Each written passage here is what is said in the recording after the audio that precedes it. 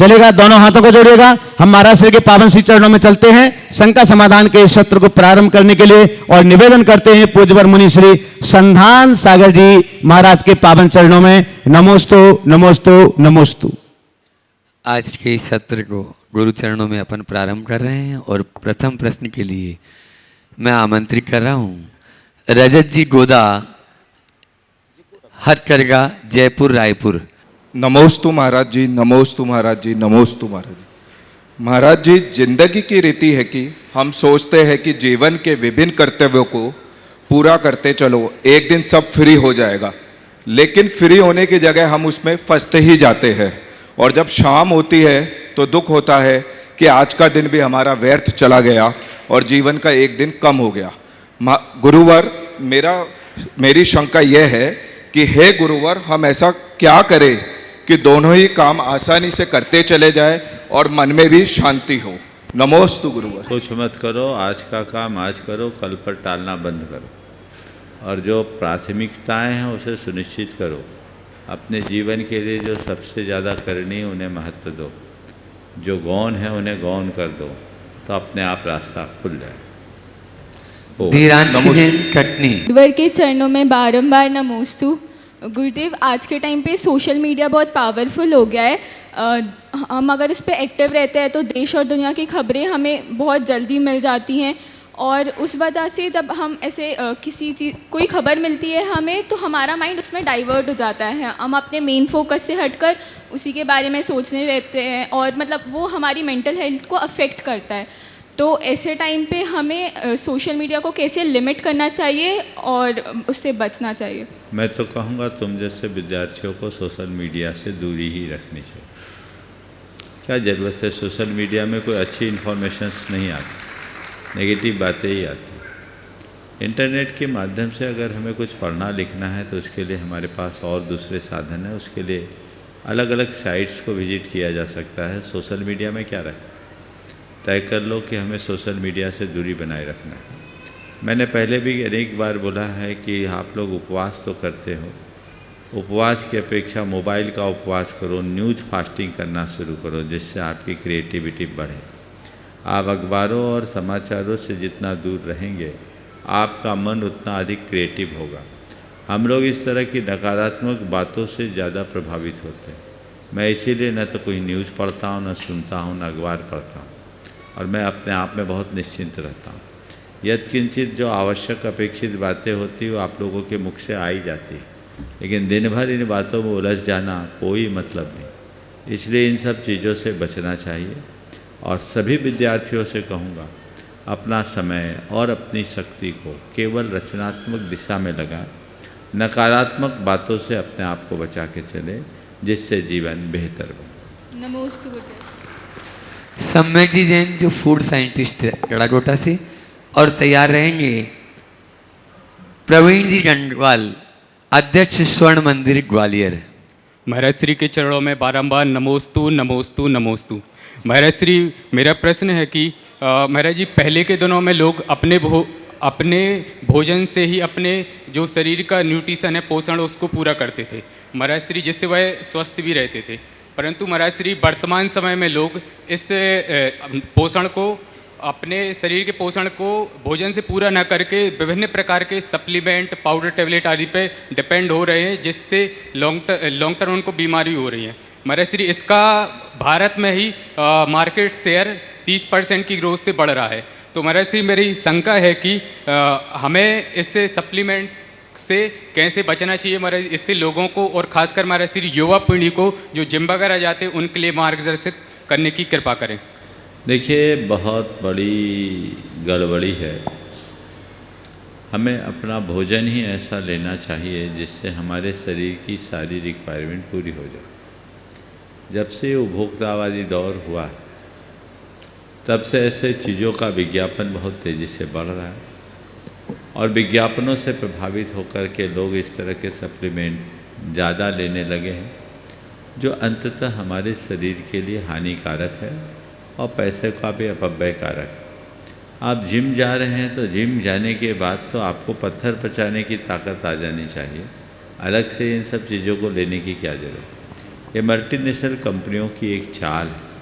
उस चाल के परिणाम स्वरूप इस तरह की बातें हो रही, तो हमें इन बातों के प्रति पूर्ण सावधान और सजग होकर के चलना चाहिए और ऐसी प्रवृत्तियों से बचना चाहिए। अपना खान पान जो हमारा परंपरागत है, हम उसे प्रमुखता देना चाहिए। हमें अलग से सप्लीमेंट लेने की कोई ज़रूरत नहीं। हमारे भोजन में ही हमें पर्याप्त एनर्जी मिलती है, बल्कि अधिक भोजन करने से हमें नुकसान होता है। हमारे शरीर के एनर्जी लेवल में कमी आती है, तो हमें अधिक भोजन से बचकर सीमित भोजन में काम करने का अभ्यास बढ़ाना चाहिए। नमोस्तु महाराज श्री, नमोस्तु। प्रवीण जी गंगवाल, अध्यक्ष स्वर्ण मंदिर ग्वालियर। नमस्ते गुरुदेव। मैं ग्वालियर से था और 8-10 दिन पहले मेरी मदर आईसीयू में भर्ती थी और ब्रदर यहाँ रहते थे। उन्होंने कहा कि आ जाओ, मम्मी का अंतिम समय है। मैं आया और डॉक्टरों ने कहा कि आप इनको घर ले जाओ। और जैसे ही बोले घर भी पहुँचना मुश्किल हो जाएगा, वो जैसे ही घर पहुँची पूरा का पूरा रिवर्स हो गया और वो पूरी आज की डेट में बिल्कुल स्वस्थ हो गई। तो माता जी जो स्वस्थ हो गई अपने आप, तो ये कोई पुण्य अवसर था या कोई भावना थी या कोई उनका ऐसा कोई धर्म पहले किया था? पूरी की पूरी स्थिति 5 दिन में पलट गई। जो डॉक्टरों ने कह दिया था कि इस स्थिति में आप घर तक भी नहीं पहुंच पाएंगे। तो मेरा ये निवेदन है, मैंने एक दिन आपका भावना योग भी अटेंड किया था, तो कोई इस तरह की प्रबल भावना या कोई भावना के माध्यम से इस तरह के चमत्कार या संयोग या कोई धर्म का ऐसा अवसर होता है जो इस तरह? देखिए,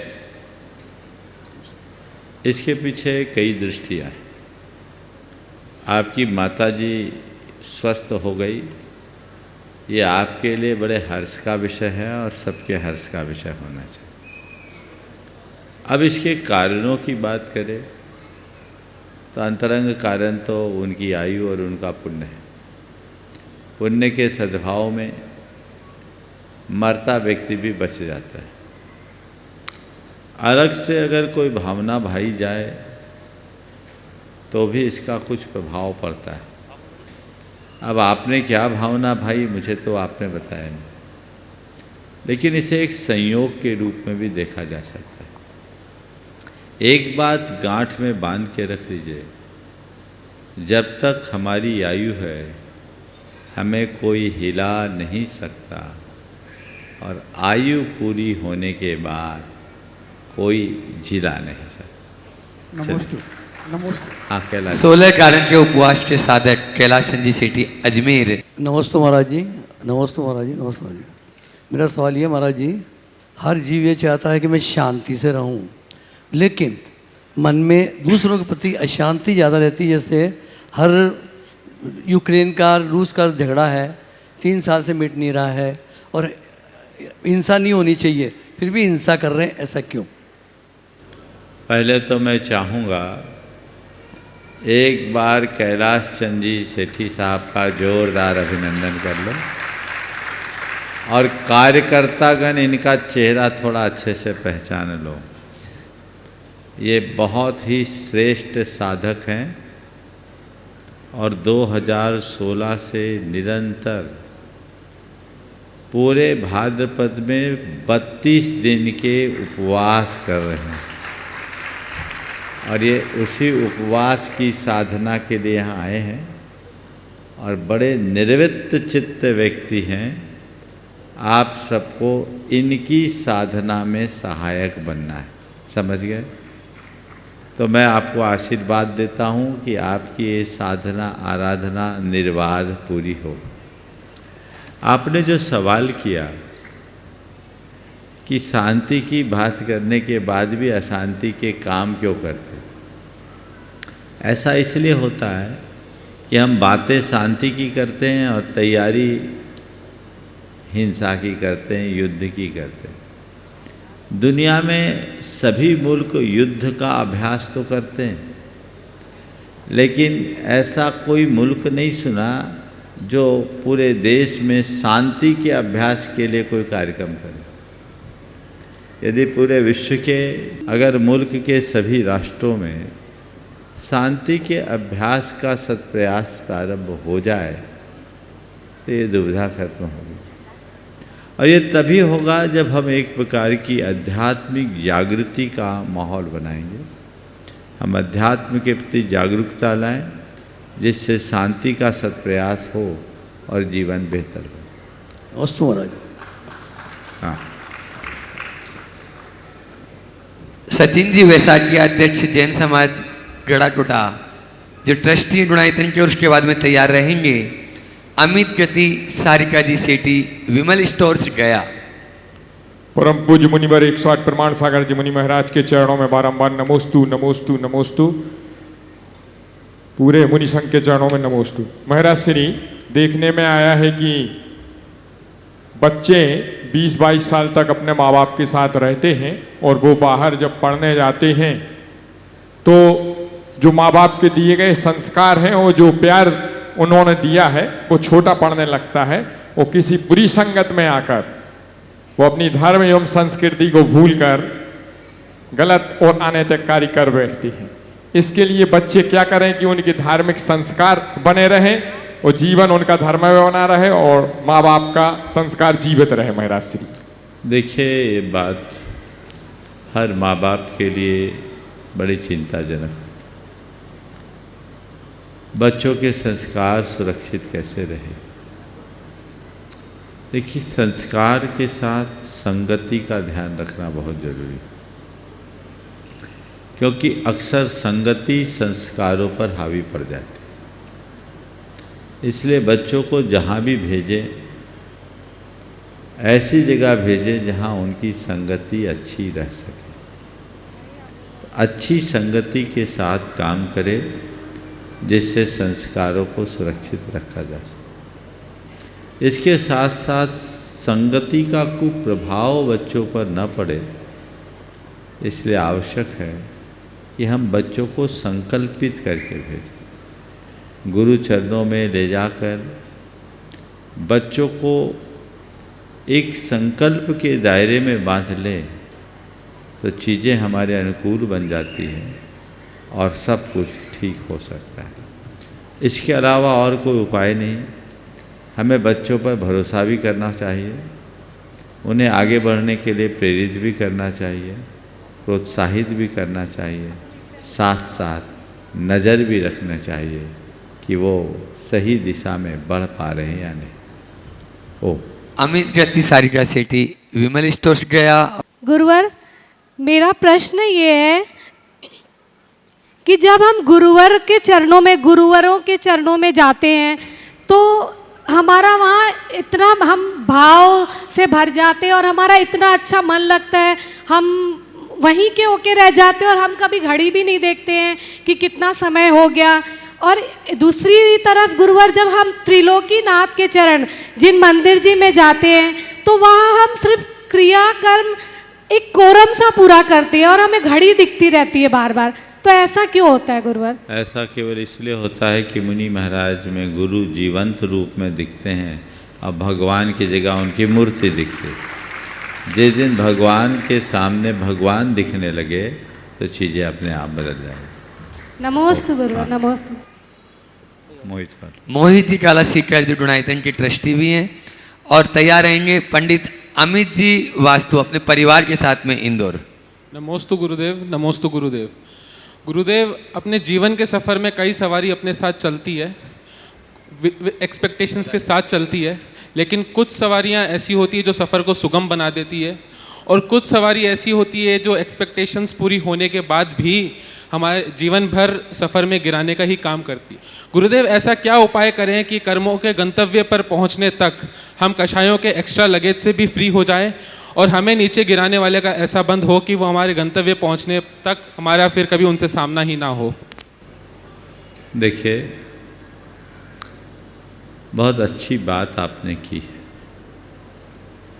जीवन यात्रा में बहुत से ऐसे सहभागी होते हैं जो हमारी यात्रा को सुगम बनाते हैं और बहुत से ऐसे लोगों का भी साथ होता है जिनके कारण हमारी यात्रा बोझिल बन जाती है।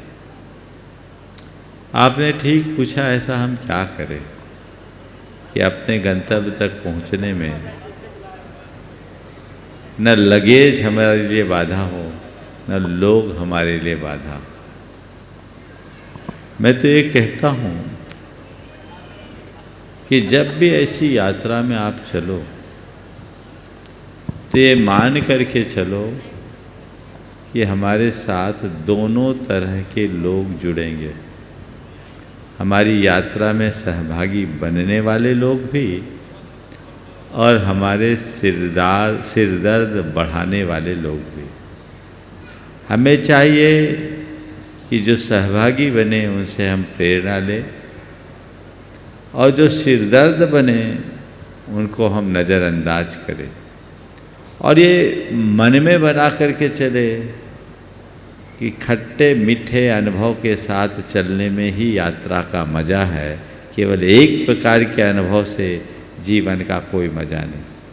तो हम दोनों प्रकार के अनुभवों को साथ लेकर चले तो हमारा जीवन अच्छा होगा।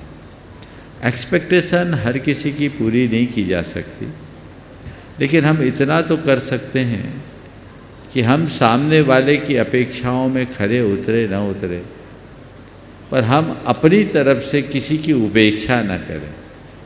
यदि इतना भी हम कर लें तो हम अपनी यात्रा को मज़ेदार बना सकते हैं। नमोस्तु महाराज जी, नमोस्तु। पंडित अमित जी वास्तु, इंदौर, अपने परिवार के साथ में। हे गुरुवर, आपके चरणों में अनंत कोटि नमोस्तु। छुल्लक श्री के चरणों में इच्छामि इच्छामि इच्छामि। हे गुरुवर, आज वात्सल पर्व, रक्षाबंधन महापर्व तो है ही, साथ ही एक खुशी की बात यह है कि पूज्य निर्यापक श्रवण श्री योग सागर जी महाराज ने आज छुल्लक से इलक दीक्षाएं प्रदान की हैं। तो क्या आप भी अपने संघस्थ सभी छुल्लक महाराजों को जल्दी ही दीक्षाएं प्रदान करेंगे? नमोस्तु गुरुवर। देखिए, आज प्रातःकाल ये सूचना मुझे मिली, निश्चित ये बहुत ही प्रसन्नता का विषय है। पूज्य योग सागर जी महाराज हमारे संघ के ज्येष्ठ मुनिराज हैं और उन्होंने जो कार्य किया बहुत उत्तम कार्य किया। और मैं ये कहूँगा, उन्होंने अपनी ओर से कुछ नहीं किया, वही उनने केवल एक ही काम किया, गुरुदेव की आज्ञा को आगे बढ़ाया। नमस्ते। जो गुरुदेव की आज्ञा उन्हें प्राप्त है उन्होंने उसे आगे बढ़ाया और ये बहुत अच्छी बात है। एक शुरुआत हुई और इससे हमारा संघ फलेगा फूलेगा। गुरुदेव की एक व्यापक दृष्टि थी और उसी दृष्टि के अनुसार उन्होंने संपूर्ण संघ की व्यवस्थाएं बनाई और योग सागर जी महाराज उसी व्यवस्था के तहत ये कार्य किए हैं। छुल्लकों को अलग बनाया, उनके हाथ में पिच्छी आई। आज मुनियों के बीच में 7 बनाए ना, 7 पिच्छीधारी बढ़े हैं। तो हर पिच्छीधारी के लिए हर्ष का विषय है। ये हमारे मार्ग को, हमारी परंपरा को आगे बढ़ाएगा और इससे और लोगों का भी उत्साह बढ़ेगा। रहा सवाल, क्या आप भी अपने छुल्लकों को अलग बनाएंगे या दीक्षा देंगे? भैया, मैं तो इतना ही कहता हूँ कि योग सागर जी महाराज ने वही किया जो उनको गुरुदेव की आज्ञा थी और मैं भी वही करूँगा जो मुझे गुरुदेव की आज्ञा है। जय हो। हम लोग केवल गुरुदेव की आज्ञा के ध्वजवाहक है और उनकी आज्ञा और निर्देश के अनुरूप जो हमें मार्ग मिला है हम उसे आगे बढ़ाएं। नमस्ते गुरुदेव। प्रियंका सचिन जैन, इंदौर, और उसके बाद में तैयार रहेंगे डॉक्टर अनीता सतलेचा, अजमेर। नमोस्तु महाराज जी। महाराज जी, मेरा यह प्रश्न है कि मेरे माता पिता की हम 2 बहनें हैं, हम 2 बेटियां हैं, हमारा कोई रियल भाई नहीं है। तो महाराज जी, मेरा यह प्रश्न है कि हम राखी का त्यौहार कैसे मनाएं? देखो, अगर तुम्हारा कोई भाई नहीं है तो इस बात को लेकर मायूस होने की ज़रूरत नहीं। अपने समवयस्क हर व्यक्ति को अपना भाई मान लो और उनके प्रति पवित्रता रखो। भाई बनाने की ज़रूरत नहीं। किसी की कलाई में राखी बांधने मात्र से ही कोई भाई नहीं बनता। अपनी दृष्टि में पवित्रता लाने से ही कोई भाई बनता है। समझ गए? तुम दोनों बहनें अगर बहनों की तरह रहने की जगह भाई बहन की तरह रहने लगो तो भी उसकी पूर्ति की जा सकती। और तुम्हारे माँ बाप से भी कहूँगा, अपनी बेटियों को बेटियों की तरह ही देखने की जगह उनमें बेटा और बेटी का रूप देखने लगो, समस्या हल हो जाएगी। आजकल इस तरह की भाई बनाने और बहन बनाने की प्रवृत्ति बहुत बढ़ चली है, लेकिन मैं ऐसी प्रवृत्तियों को प्रोत्साहित नहीं करता, क्योंकि कहने को भाई और बहन की बात तो हो जाती है, लेकिन भाई और बहन की रिश्ते की पवित्रता आजकल संदिग्ध होने लगी है, इसलिए बहुत गंभीर चिंता का विषय बनता जा रहा है।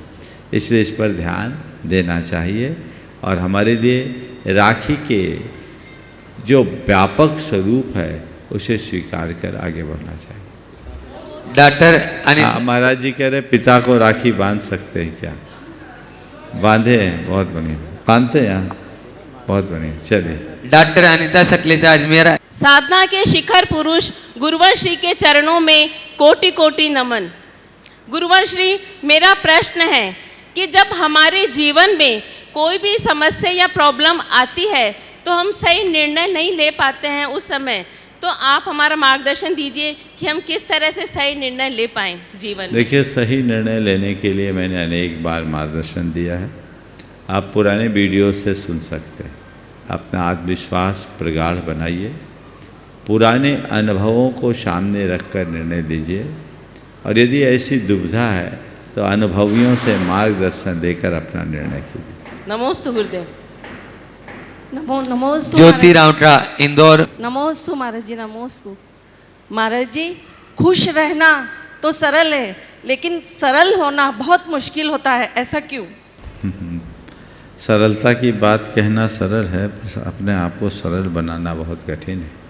और ऐसा इसलिए कि हमने अपने भीतर इतना ज़्यादा अहंकार पाल लिया है जो हमें सरल नहीं होने देता। यदि हम अहंकार को गला दें तो उसी क्षण सरल हो। मयूर जी जैन संगीतकार इंदौर। और गुरुदेव के चरणों में बारंबार नमोस्तु नमोस्तु नमोस्तु।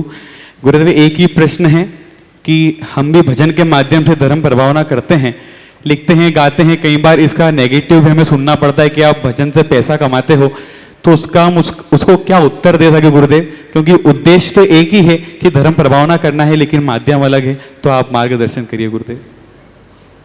देखिए, अगर कोई व्यक्ति किसी का धर्म ध्यान कराता है और किसी के निमित्त से धर्म प्रभावना होती है तो ये प्रशंसनीय बात है और ऐसा करना चाहिए। लेकिन जब इसे ही अपनी जीविका का मूल आधार बना लिया जाता है तो वही सब बातें आती है जो आपके सामने आ गई। मैं इसमें एक सलाह तुम्हें दूंगा और एक सलाह समाज को दूंगा। पहली सलाह समाज को देना चाहूँगा कि अगर आप जब कभी कोई धार्मिक कार्य करें तो आपको ऐसे लोगों की ज़रूरत है कि नहीं? बोलो, है ना? अब जिसकी ऐसे लोगों की ज़रूरत है तो उसका घर परिवार है कि नहीं? उसे अपनी गृहस्थी चलानी पड़ेगी कि नहीं? चलानी पड़ेगी। तो अपने घर परिवार और गृहस्थी को चलाएगा और एक स्तरीय जीवन जीना चाहेगा तो उसकी व्यवस्था जुटाना पड़ेगी कि नहीं? तो ये जिम्मेदारी किसकी है? समाज की है। आप किसी से सर्विस लेते हो तो उसका पर्याप्त सत्कार कीजिए, इतना सत्कार कीजिए, इतना सत्कार कीजिए कि व्यक्ति 100 काम छोड़कर ऐसे कार्यों में उत्साहित हो। पर जो लोग इस तरह के सर्विस प्रदान करते हैं उनसे मैं ये कहता हूँ, इसे अपने जीविका का आधार मत बनाइए, इसे प्रभु भक्ति में समर्पित होकर कीजिए। अगर साथ ही साथ पैरेलल कोई और दूसरी व्यवस्था बन जाए तो जीविका से निश्चिंत होते हुए काम कीजिए और समाज जो सहयोग दे सहज भाव से स्वीकार कीजिए। कल में हमारे समाज में एक पद होता था गृहस्थाचार्य का। हर समाज में एक गृहस्थाचार्य होता था, वो गृहस्थ होता था और वो एक प्रकार से कुल गुरु की भूमिका निभाता था। अपने घर की सारी धार्मिक क्रियाएं, पूजा उपासना, उसके ही मार्गदर्शन में संपादित होती थी। वो व्रती होते थे और उनकी जीविका का सारा प्रबंध समाज करते थे, तो उनका निर्वाह हो जाता था। आज गृहस्थाचार्य बचे नहीं, विधानाचार्य हैं और उनके सहयोगी में संगीतकार हैं। तो जो इस क्षेत्र में काम कर रहे हैं उनको सहयोग तो आपको देना ही पड़ेगा। सहयोग दीजिए, अच्छा सहयोग दीजिए। आप जैसी सर्विस ले रहे वैसा सहयोग दीजिए।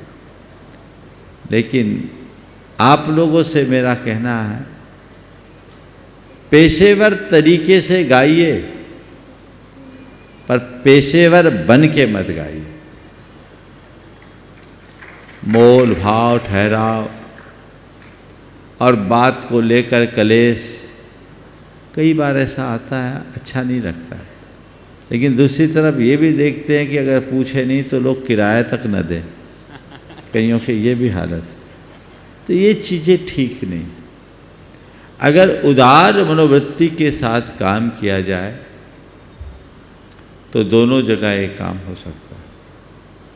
तुम्हारे जैसे प्रतिभावान लोगों से मैं यही कहूँगा, खूब गाओ और भगवान से एक ही प्रार्थना करो, भगवान मुझे इतना समर्थ बना दो, समर्थ बना दो कि मैं आपके चरणों में केवल भक्ति के बोल बोलूं, आपके गीत गाऊं और पुण्य कमाऊं।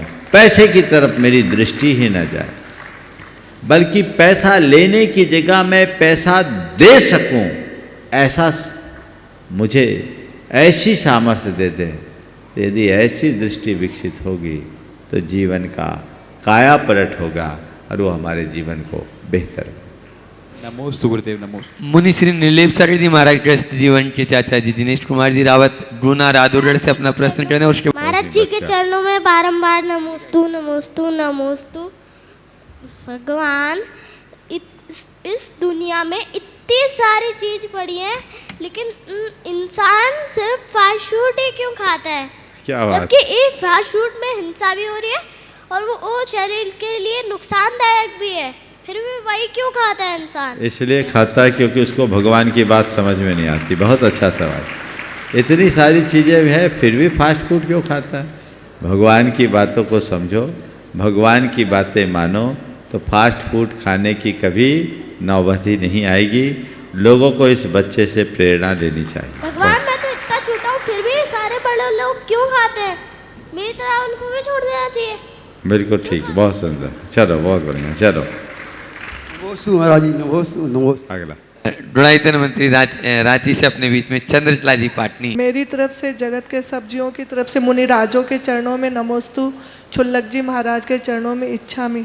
महाराज श्री, कई बार देखा जाता है कि कई लोगों के जीवन में गलत लोग आ जाते हैं और कई लोग तो उनसे सबक सीख लेते हैं और कई लोग बर्बाद हो जाते हैं। तो इंसान बर्बाद होने से कैसे बचे? जो गलतियों से सीख लेते हैं वे संभल जाते हैं, और जो गलतियों को दोहराते लेते रहते हैं वो बर्बाद होते हैं। गलतियां हर किसी से हो सकती है, गलतियां होना बहुत बड़ी बात नहीं है। गलतियों से सीख लेकर उसे सुधार लेना ही सही बात, और गलतियों को दोहराना सबसे बुरी बात। हमें चाहिए कि हम गलतियां करें नहीं, और कदाचित गलतियां हो तो उससे दोहराने से बचें। यदि हम गलतियों को दोहराने से बच जाएं तो हम अपने जीवन को आगे बढ़ा सकते हैं। हम लोगों ने एक कहावत सुनी है, ठोकर खा कर के भी ठाकुर बना जाता है। नसीहत ले, सीख ले तो ठोकर खाकर हम ठाकुर बन सकें। प्रज्ञा जैन उदयपुर, सुपुत्री पंडित सुदर्शन जी पिंडरई, और उसके बाद में भैया नमोस्तु महाराज। महाराज जी का माइक चालू कर दीजिए। महाराज श्री, जहाज समुद्र के बीचों बीच पहुंच जाती है और उसके चारों तरफ कोसों दूर सिर्फ पानी ही होता है, फिर भी पूरा समुद्र मिलके जहाज को डुबा नहीं पाता, क्योंकि जहाज अपने अंदर पानी को प्रवेश नहीं करने देती। ऐसे ही हम भी संसार में बहुत सारी विकृतियों के बीच में हैं, तो हम कैसे पानी को अपने अंदर प्रवेश करने से रोकें और गंतव्य तक पहुंच जाएं? बहुत अच्छा सवाल किया है इस बिटिया ने। देखिए, बात सही है कि हमारा जीवन समुद्र के जहाज की ही तरह, और जो स्थिति जहाज के साथ है वही स्थिति यदि हम अपने जीवन के साथ जोड़ ले तो हमारे साथ भी ऐसा घटित हो सकता है। जहाज पानी के प्रवाह से केवल इसलिए बच जाता है क्योंकि वो निश्छिद्र होता है। ऐसे यदि हम अपने आप को दोषों और दुर्बलताओं से मुक्त कर लें, निश्छिद्र बना लें, तो हम भी अपने जीवन को बचा सकते हैं। जिनके जीवन में दुर्बलताएं हावी है, दोष जो पुष्ट कर रहे हैं, वे पतित हुए बिना नहीं रहेंगे।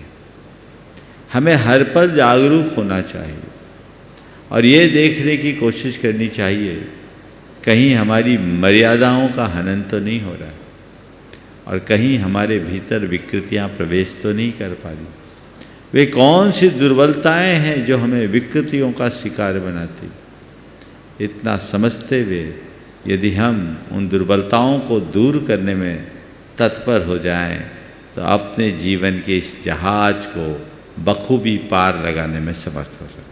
नमोस्तु महाराज। दोनों हाथ जोड़ लें, महाराज जी चरणों में नमोस्तु निवेदित करते हुए कि महाराज जी आप तो निशंक हैं, आपकी शंका के माध्यम से हम सबको समाधान की गंगा में अवगाहन करने का अवसर प्राप्त हो।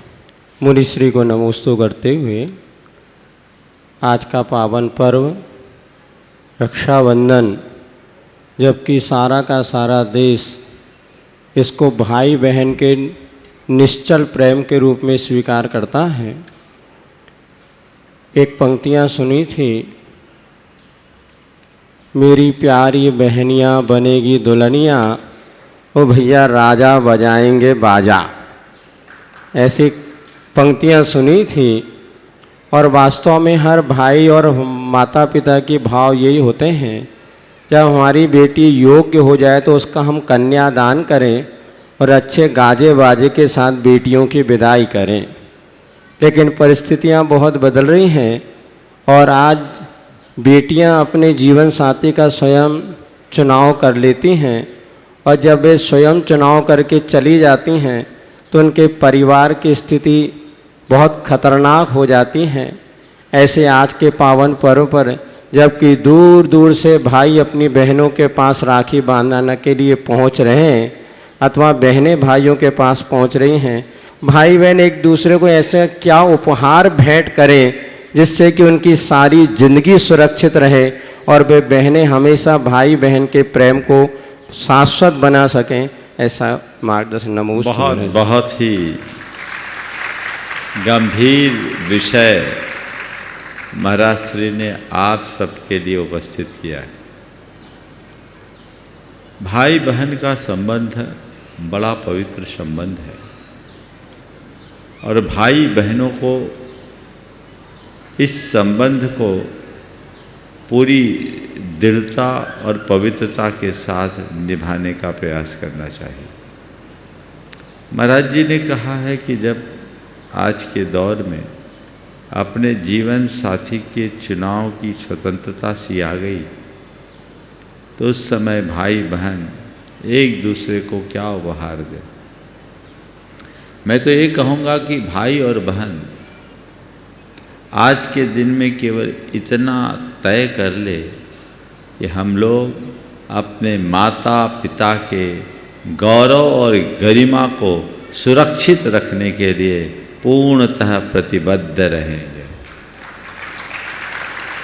बस अपनी प्रतिबद्धता इतनी सी हो, हम अपने जीवन में ऐसा कोई काम नहीं करेंगे, चाहे वो भाई हो या बहन, जिससे माता पिता को नीचे देखना पड़े, उनका गौरव खंडित हो, उनको दुखी होना पड़े और भविष्य अंधकारमय बने।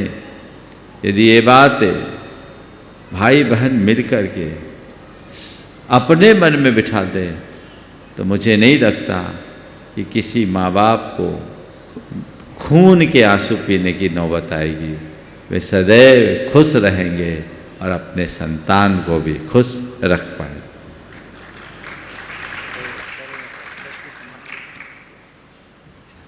अगले प्रश्न के लिए महामंत्री कपिल जी जैन, इंदौर। नमोस्तु महाराज श्री, नमोस्तु महाराज श्री। छुल्लक महाराज जी को इच्छामी। महाराज जी, मेरा यह क्वेश्चन है कि हम स्वाध्याय तो करते हैं पर उसको अपने दैनिक जीवन में प्रैक्टिकल कैसे करें ताकि आगे बढ़ सकें। देखिए, स्वाध्याय कीजिए, थोड़ा थोड़ा स्वाध्याय कीजिए, और जितना स्वाध्याय कीजिए उसमें से देखिए हम कितना अपना सकते हैं। मानता हूँ जितना पढ़ा जाता उतना नहीं अपना पाए, लेकिन जितना अपना सके उतनी तो शुरुआत करें। यदि हम थोड़ी शुरुआत भी करते हैं तो उसके सुपरिणाम आ सकते हैं और जीवन को बेहतर बनाया जा सकता है। नमोस्तु महाराज। ओम। हाँ, प्रमोद जी जैन, संगम नगर। गुरुदेव के चरणों में त्रिवार नमोस्तु नमोस्तु नमोस्तु। हे गुरुवर, मेरा प्रश्न है कि हिंसा, झूठ, चोरी, कुशील, परिग्रह ये 5 पाप होते हैं। विश्वासघात किस पाप के अंतर्गत आएगा और इसका क्या फल मिलता है? देखिए, विश्वासघात हिंसा, विश्वासघात में झूठ है, विश्वासघात में फरेब यानी चोरी है, विश्वासघात में कुशील है और विश्वासघात में परिग्रह है। मैं समझता हूँ एक विश्वासघात 5 पापों से भरा है, इसलिए जीवन में कभी भी विश्वासघात नहीं करना। नमोस्तु गुरुदेव, नमोस्तु नमोस्तु। में बारंबार नमस्तु।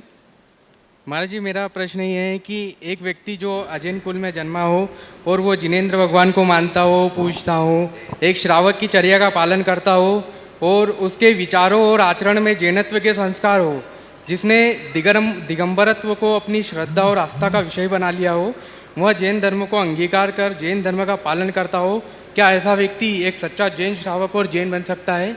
कृपया समाधान। हमारे शास्त्रों में सारे विधान हैं। अगर ऐसा व्यक्ति है तो उसको मुझसे मिलाओ, तब आगे बताएंगे वो उसको क्या किया जा सकता है। छुल्लक महाराज के लिए जब तक माइक लगे तब तक मनोज अनामिका अपना प्रश्न करें।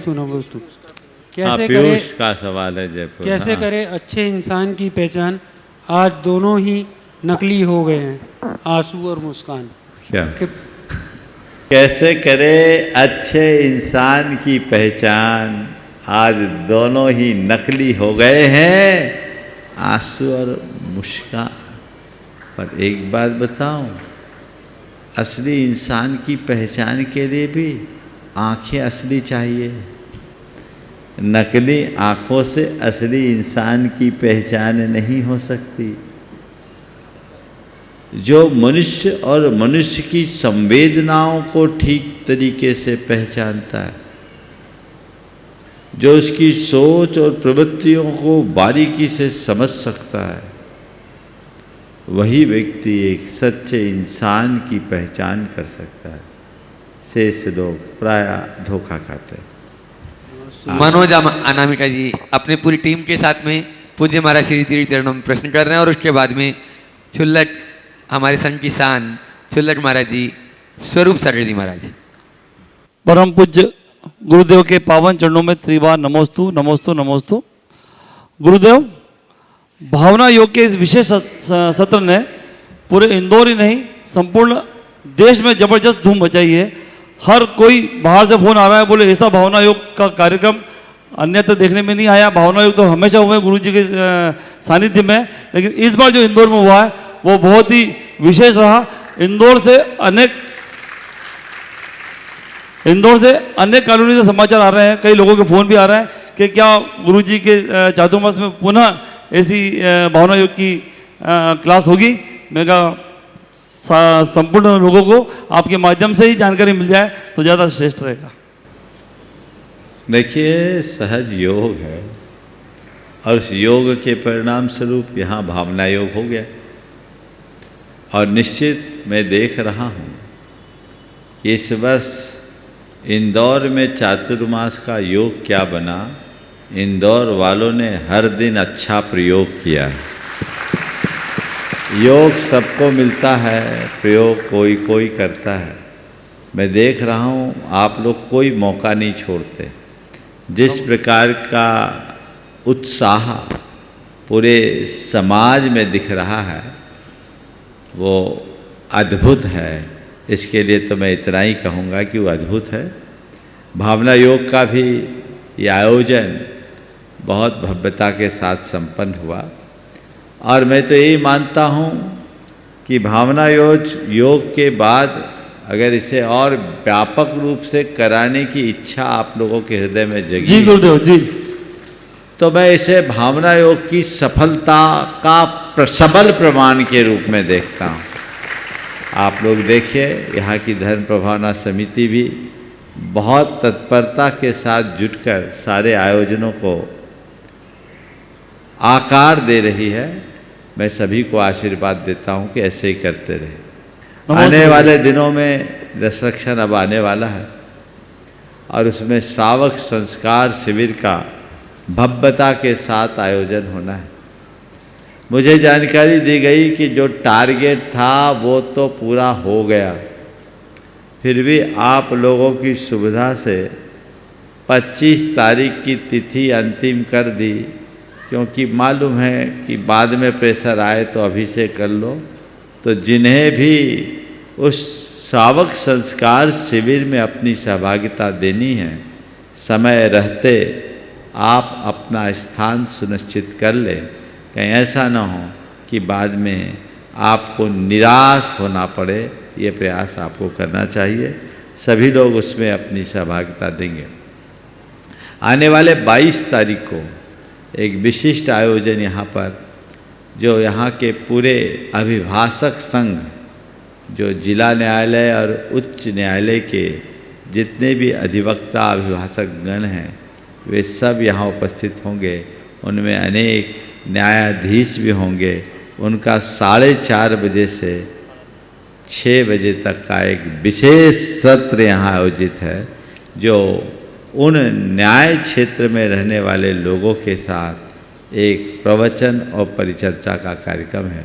ये कार्यक्रम भी यहाँ जुड़ेगा और आने वाले दिनों में जो सिद्ध चक्र महामंडल विधान है वो ऐतिहासिक तरीके से यहाँ संपन्न होने वाला है। बहुत सारे नाम आ गए। आने वाले दिनों में उन सब नामों की घोषणा एक साथ आप सबके बीच होगी, लेकिन जिन्हें भी उस विधान में अपनी सहभागिता देनी है, समय रहते अपना स्थान आरक्षित कर ले ताकि आप उसका पूर्ण लाभ ले सकें। आगे नमोस्तु। क्षुल्लक स्वरूप सागर जी महाराज।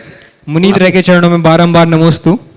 महर्षि, आज एक समस्या आ रही है विशेष रूप से बच्चों और युवाओं में कि वो हिंदी बोल तो लेते हैं लेकिन लिखने और पढ़ने में उनको समस्या आती है। इसका कारण ये हो सकता है कि उनकी हिंदी साहित्य में अधिक रुचि नहीं है। और सब जगह तो चल जाता है महर्षि, लेकिन हमारे धार्मिक शास्त्र प्रवचन आदि मूल रूप से पारंपरिक भाषाओं और हिंदी में हैं। जब उनको हिंदी पढ़ना नहीं आएगा तो महर्षि वो धर्म से परिचित कैसे हो पाएंगे? कृपया इस विषय में समाधान दें, मार्गदर्शन। देखिए, हालत बहुत ख़राब है।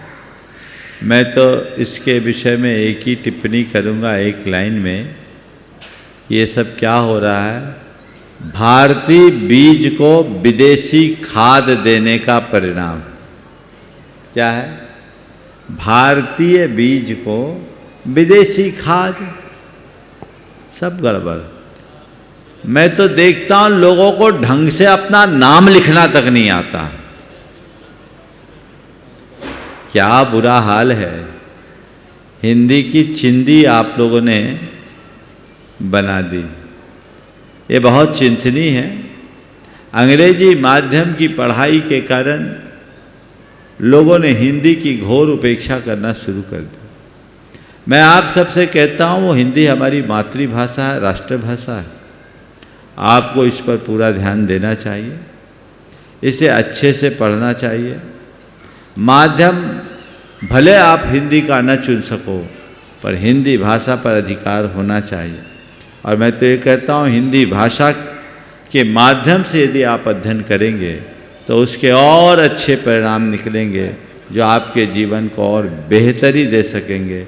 इसलिए बेहतर हो कि सब कुछ हिंदी माध्यम से ही करें और हिंदी को बढ़ावा दें। कम से कम हिंदी ढंग से बोलना, पढ़ना और लिखना तो सीखें, तभी तो आपके हिंदुस्तानी कहलाने का कोई अर्थ होगा। उन लोगों के लिए बहुत धिक्कार की बात होगी जो हिंदुस्तान में जन्म लेने के बाद भी हिंदी को ठीक तरीके से न समझ पाए। धर्म प्रभावना समिति के अध्यक्ष से रानी यशोद जी डोदा वे अपना प्रश्न रखेंगे। नमोस्तु महाराज श्री, मुनि संघ के चरणों में सशत वंदन। क्षुल्लक जी को इच्छामी। महाराज श्री, एक तो भावना योग के ऊपर ही बात है, थोड़ा सा निवेदन है कि अभी भावना योग पिछले 21 जून को भोपाल में हुआ था, उसके बाद 2 महीने बाद ठीक 16, 17, 18 को अभय प्रसाद इंदौर में हुआ है। अब सब लोग ये चाहते हैं कि हर महीने कम से कम एक बार भावना योग जरूर हो। बिल्कुल बिल्कुल, आपका प्रस्ताव स्वीकार्य है और आपको बता रहा हूँ 10 लक्षण के 10 दिवसीय शिविर में प्रतिदिन भावना योग होगा। 10 लक्षण की शुरुआत भावना योग से ही होगी। तो आप इस 10 लक्षण को अपने जीवन की एक विलक्षण उपलब्धि के रूप में देखना चाहते हैं तो इस पर्यूषण में होने वाले श्रावक संस्कार शिविर में अपना स्थान शीघ्रातिशीघ्र सुरक्षित कर ले। समय आप सबका हो गया, 1 मिनट बाकी है, चलो बोलिए महाराज जी। हाँ, इसी का एक निवेदन ये है कि भावना योग का कुछ टाइम रहता है क्या? हम कहीं भी कर सकते हैं, बस में, कार में, हवाई जहाज में, ट्रेन के अंदर, या सिर्फ एक स्थिर जगह रह के कर सकते हैं? देखिए, भावना योग अगर प्रातःकाल किया जाए तो सबसे अच्छा है, प्रयोग सिद्ध है। प्रातःकाल अन्य समयों की अपेक्षा प्रातःकाल एनर्जी का लेवल 15 से 25% अधिक होता है। एक जगह स्थिर होकर के करे तो ज़्यादा अच्छा है। ट्रैवल करते हुए आप अगर करते हैं तो उसमें एकाग्रता नहीं होती, और यदि करना ही है, किसी को बहुत व्यस्तता है, तो उतनी देर फ़ोन को एक तरफ करके मौन रखते हुए आप करें, ताकि आप समय का उपयोग करके उसके साथ एक तान हो सके। समय हो गया, यहीं पर विराम। चलो बोलो। हाँ महाराज श्री, नमोस्तु नमोस्तु नमोस्तु। इच्छामि इच्छामि इच्छामि। महाराज श्री, हम जब भगवान की पूजन अष्टद्रव्य से करते हैं और जब पूजन के अंत में हम महाअर्घ्य समर्पित करते हैं तो जल एवं चंदन को छोड़कर शेष 6 जो शुष्क द्रव्य है उन्हें मिलाकर महाअर्घ्य मानकर समर्पित करते हैं, तो क्या यह उचित है? कृपया। कायदे से तो 8 चीज़ों को एक थाल में अलग अलग रखना चाहिए, फिर चढ़ाओ, और चुटकी चढ़ा के अर्घ मान लेते हो तुम। अब यथासंभव ये मान लो कि उनमें जल और चंदन मिला है, तभी तो अष्टद्रव्य बना है। जम सकई तम की रहे। चलो।